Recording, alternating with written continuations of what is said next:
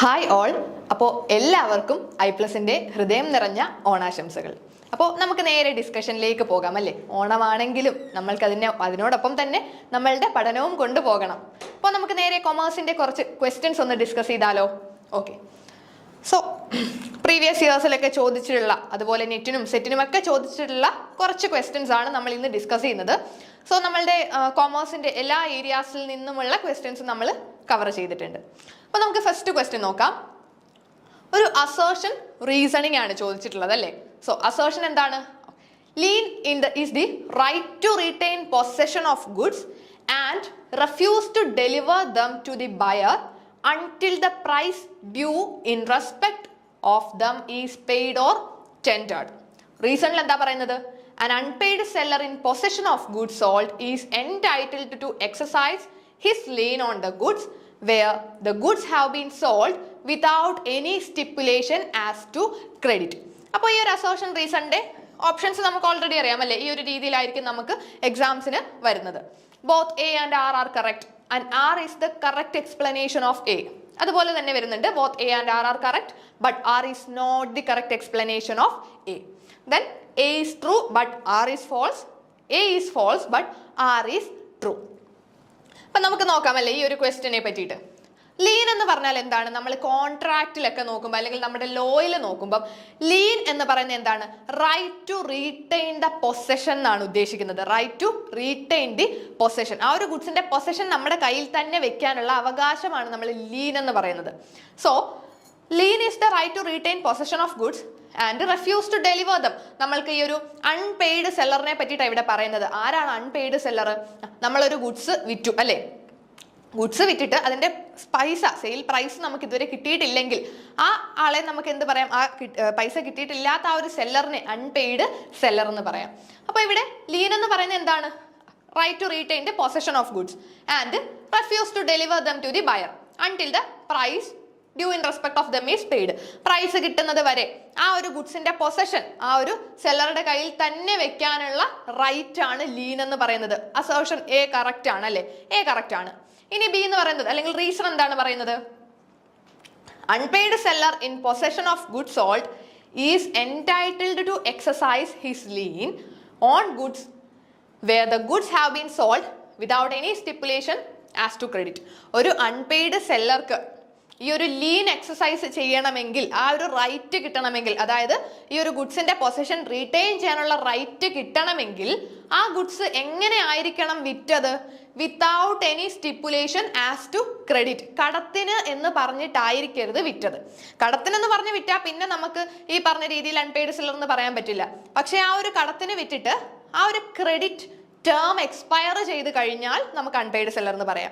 ഇപ്പോൾ ഒരു മാസം കഴിഞ്ഞ് പൈസ തരാം എന്ന് പറഞ്ഞിട്ടാണ് അവർ സാധനം വാങ്ങിയത്. ആ ഒരു മാസത്തേക്ക് അൺപെയ്ഡ് സെല്ലറുടെ റൈറ്റുകളൊന്നും ആ സെല്ലർക്ക് കിട്ടില്ല. പക്ഷെ ആ ഒരു മാസം കഴിഞ്ഞിട്ടും നമുക്ക് ആ പൈസ കിട്ടിയില്ലെങ്കിൽ, അത് കഴിയുമ്പോൾ ക്രെഡിറ്റ് ടേം എക്സ്പയർ ആയി കഴിഞ്ഞാൽ പിന്നെ അയാൾ അൺപെയ്ഡ് സെല്ലർ ആകും. എല്ലാ റൈറ്റുകളും കിട്ടും. അപ്പൊ ഇവിടെ പറയുന്നത് എന്താണ്? അൺപെയ്ഡ് സെല്ലർക്ക് ഈ പറഞ്ഞിരിക്കുന്ന ലീൻ എന്ന് പറഞ്ഞൊരു റൈറ്റ്, അതായത് റീറ്റെയിൻ ദ പൊസഷൻ, ആ ഒരു റൈറ്റ് കിട്ടണമെങ്കിൽ എന്ത് വേണം?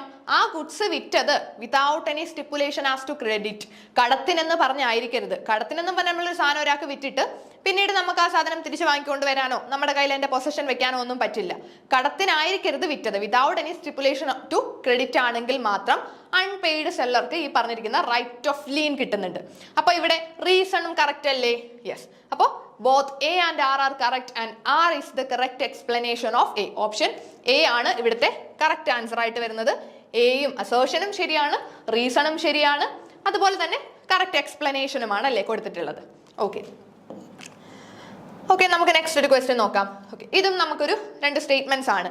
So display of goods by a shopkeeper with prices marked on them is not an offer but an invitation to the public to make an offer to buy the goods. First സ്റ്റേറ്റ്മെന്റിൽ പറഞ്ഞിരിക്കുന്നത് എന്താ?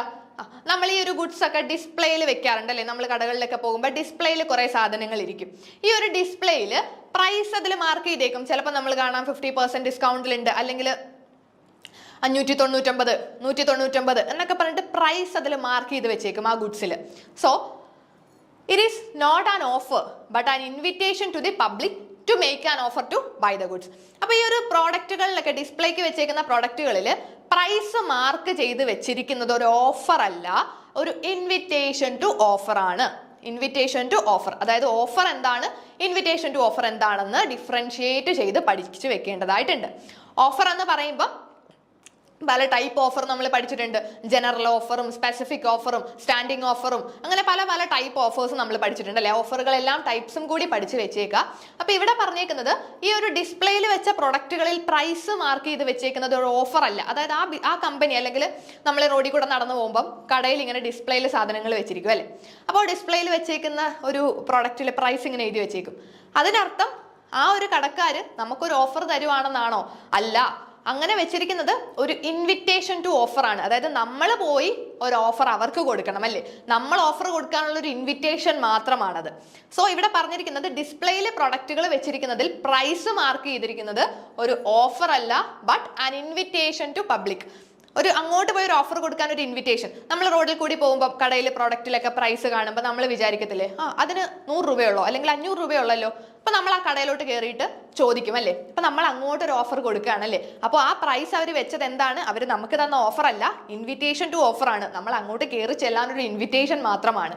അപ്പോൾ നമ്മൾ അങ്ങോട്ട് ചെന്ന് അവർക്ക് എന്ത് കൊടുക്കണം? ഓഫർ കൊടുക്കണം. നമ്മൾ അങ്ങോട്ട് ഓഫർ ചെയ്യണം. അതിനുള്ളൊരു ഇൻവിറ്റേഷൻ ആണ്. സ്റ്റേറ്റ്മെന്റ് 1 കറക്റ്റ് ആണ് അല്ലേ. യെസ്. ഇനി സ്റ്റേറ്റ്മെന്റ് 2 നോക്കാം. Price quotation, catalogue and advertisements in newspaper for sale of an article do constitute a valid offer. ശരിയാണോ? എന്താ പറഞ്ഞിട്ടുള്ളത്? പ്രൈസ് ക്വട്ടേഷൻസ്, നമ്മൾ ഈ പറഞ്ഞതുപോലെ ക്വട്ടേഷൻസ് നമുക്ക് കാണാം അല്ലെ. ഓരോ സാധനങ്ങളുടെ പേരും അതിന്റെ പ്രൈസും ഒക്കെ ക്വോട്ട് ചെയ്തിട്ടുള്ള ലിസ്റ്റുകൾ കാണാം. അതുപോലെ കാറ്റലോഗുകളും അഡ്വർടൈസ്മെന്റ്സ് അല്ലെ. അഡ്വർടൈസ്മെന്റ്സും ഒന്നും ന്യൂസ് പേപ്പേഴ്സിൽ നമ്മൾ കാണുന്ന അഡ്വർടൈസ്മെന്റ്സും മറ്റും അതൊക്കെ എന്താണെന്നാ പറഞ്ഞിട്ടുള്ളത്? Do constitute a valid offer ആണോ? ഈ പറഞ്ഞിരിക്കുന്ന പ്രൈസ് ലിസ്റ്റിംഗ്സും അല്ലെങ്കിൽ കൊട്ടേഷൻസും അഡ്വർടൈസ്മെന്റ്സും കാറ്റലോഗ്സും ഒക്കെ ഓഫർ ആണോ? ഒരു വാലിഡ് ഓഫർ ആകുമോ? നമുക്കറിയില്ല അല്ലേ. സോ സ്റ്റേറ്റ്മെന്റ് 1 കറക്റ്റ് ആണെന്ന് അറിയാം. സ്റ്റേറ്റ്മെന്റ് 2 എന്താണ്? തെറ്റാണ്. കാരണം എന്തുകൊണ്ടാണ്? പ്രൈസ് കൊട്ടേഷൻസും കാറ്റലോഗ്സും അഡ്വർടൈസ്മെന്റ്സും ഒന്നും ഒരു ഓഫർ അല്ല. അതും എന്താണ്? ഇൻവിറ്റേഷൻ മാത്രമാണ് അല്ലേ.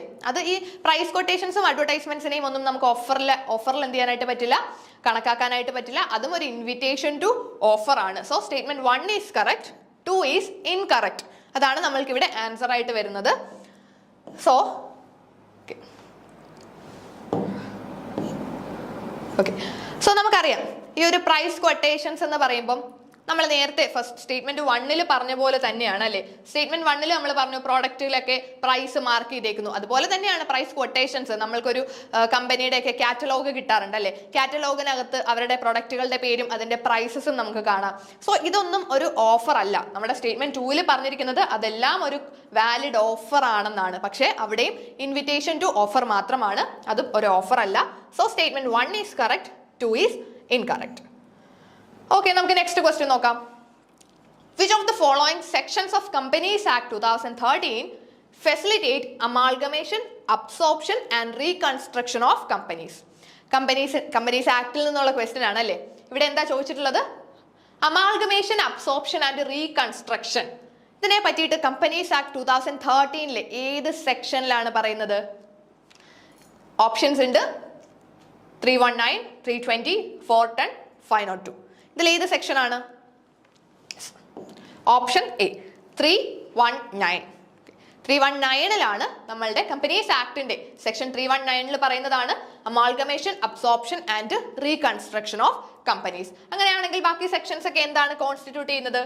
നമുക്ക് അതും കൂടി ഒന്ന് നോക്കി പോകാം. സെക്ഷൻ 320 പറയുന്നത് distribution of property of the കമ്പനിയെ പറ്റി, കമ്പനിയുടെ പ്രോപ്പർട്ടി ഡിസ്ട്രിബ്യൂഷനെ പറ്റിയിട്ടാണ്. അതുപോലെ തന്നെ സെക്ഷൻ 410 പറയുന്നത് national company law appellate tribunal NCLAT പറ്റിയിട്ടുള്ള കാര്യങ്ങളാണ് സെക്ഷൻ 420 പറയുന്നത്.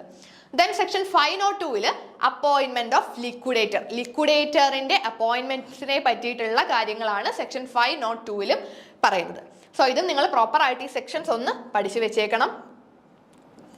ഓക്കെ, നമുക്ക് നെക്സ്റ്റ് ക്വസ്റ്റ്യൻ നോക്കാം. ഇവിടെയും നമുക്കൊരു അസേർഷൻ റീസണിങ് ആണ്. Given below two statements, one is labeled as assertion and the other is labeled as a reason. Assertion എന്താണ്?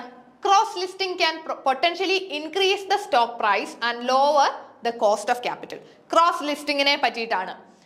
അതായത് ക്രോസ് ലിസ്റ്റിംഗ് എന്ന് പറയുന്നത് സ്റ്റോക്ക് പ്രൈസ് ഇൻക്രീസ് ചെയ്യുന്നുണ്ട്, കോസ്റ്റ് ഓഫ് ക്യാപിറ്റൽ കുറയ്ക്കുമെന്നാണ് അസേർഷൻ പറയുന്നത്. റീസൺ എന്താണ്?